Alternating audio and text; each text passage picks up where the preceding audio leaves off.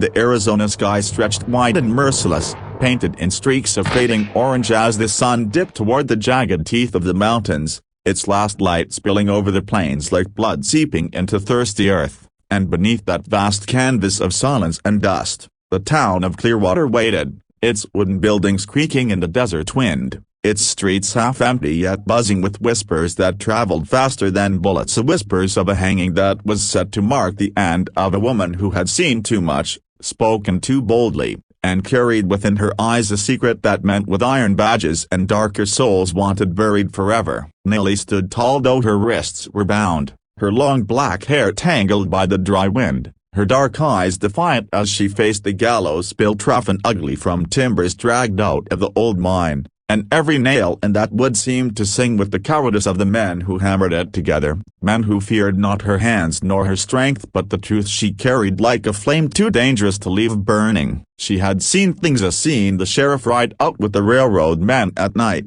torches held low, wagons waddling heavy with stolen gold shipments they claimed had been taken by Apaches, their false stories spread in saloons and meetings, convincing the townsfolk that the land's native people were nothing more than thieves and marauders, all while the sheriff lined his pockets and swore justice in the daylight. Nellie, moving quiet as the wind, had watched from the cliffs above the canyon, had followed the trail, had seen them burying crates up in the hills beneath the false outcropping, and though she had not spoken to many, one word in the wrong ear had carried like wildfire, and before she knew it, rough hands had torn her from the shadows of her people's land, dragged her into town, and thrown her before the crowd as if her courage were a crime. Now, on this evening that bled with both fury and sorrow, she stood with a noose scratching against the skin of her throat, her chest rising slow and steady though inside her heart thundered like a war drum, not for her own life, but because she knew the truth must not die with her. Yet the crowd gathered below, men with hats pulled low, women clutching shawls, children peeking from behind skirts, all kept silent, for in Clearwater silence was safety, and speaking against Sheriff Gaines was like signing your death warrant in your own blood. Gaines stood there now, his boots polished though the dust clung to everything else in that town, his mustache trimmed neat, his badge glinting in the last light, but his eyes as cold as the stones in the canyon, and his hand rested on his pistol with the ease of a man who had drawn faster than most men could blink. He spoke in that oily voice of his, declaring Nellie guilty of thievery, guilty of murder, guilty of spying, his words poisoning the air, but even as he spoke, the fire in Nellie's eyes told a different story, one the townsfolk could feel though they dared not speak it. The rope creaked above her, the hangman shifted uneasily, and for a moment it seemed the sky itself darkened in shame, when suddenly the rhythm of hooves broke through the silence,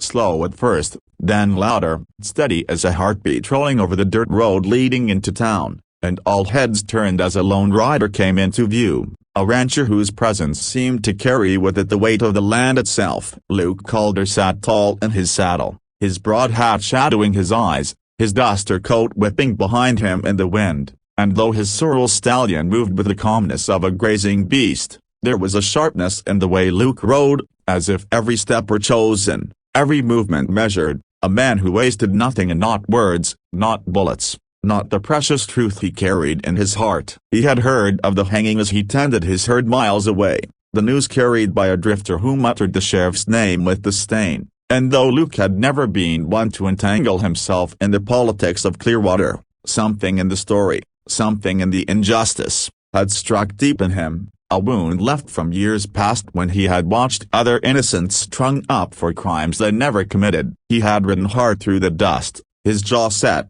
the reins gripped firm, and now as he entered the circle of men and women gathered in uneasy silence, the late sun lit his weathered face and cast long shadows that seemed to challenge every lie spoken beneath that gallows. The sheriff's eyes narrowed, his lips curling into a sneer, but before he could speak, Luke's voice rang out, steady and deep, carrying across the street and cutting through the weight of fear like a clean blade. "You hold it right there." The hangman froze, his rough hand on the lever, and the townsfolk shifted, sensing the air change as if a storm had rolled in without warning. Luke dismounted slow, the dust rising around his boots, his revolver resting at his hip though his hand had not yet touched it. for he knew a weapon meant nothing if your voice carried truth stronger than any bullet. He walked toward the gallows with the calmness of a man who had nothing to prove, and yet every step he took seemed to echo against the hollow lies that built the sheriff's power, his eyes never leaving Nellie's face,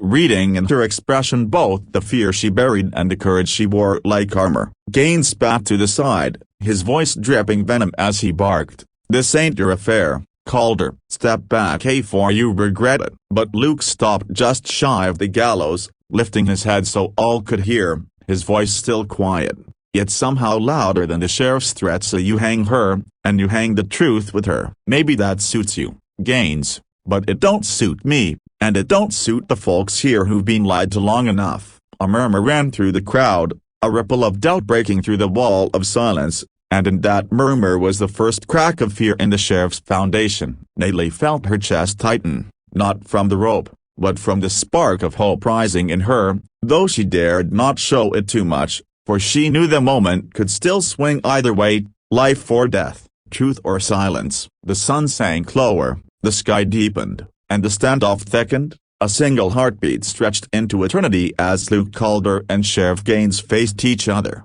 Two men bound not by law but by the truth. One would kill to hide and the other would fight to protect.